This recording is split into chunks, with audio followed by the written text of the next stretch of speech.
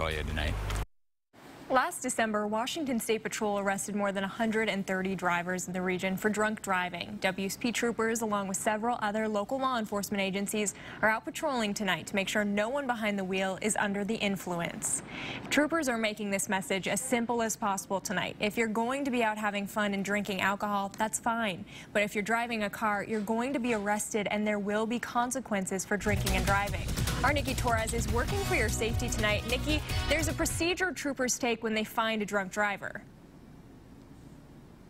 Ariana, you might be familiar with what troopers call a field sobriety test. It's what they ask drivers to do if they suspect that they've been driving. However, we've also heard some rumored myths on how you can cheat that test. So I rode along with a trooper to find out just how much truth there is to any of these strategies.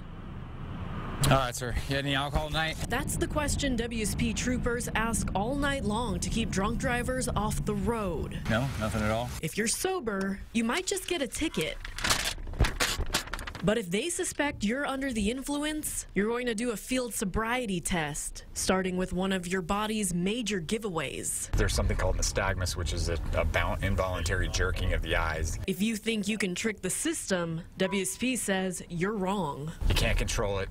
The alcohol causes it. You either have it or you don't have it, in reference to it being visible. Troopers also check for simple things that can be difficult if you've been drinking. Just removing their wallet from their pocket, unbuckling their seatbelt, opening their car door. Those things are lost, and people don't realize they've lost them. Another tell? Speech. They'll lose a lot of words through a slur, and they may try to control that, but that's very hard to do if you truly are affected or impaired by what you've consumed. These are all things you just can't control after drinking alcohol. If you fail the roadside test, you'll be taken back to the public safety building for a breathalyzer test. One more thing, you can't cheat. We've all heard the stories of putting leather or pennies or anything in your mouth and it would give a false reading. WSP says there's no way around any of these tests. If you're drunk, they can tell. They fake blow and they think that it's going to just show zeros because they're not blowing into it. That doesn't work. And there's no fooling these troopers. There's no way to beat it. You either supply a sample and take the test or you don't. And that's basically the two options people have at that point.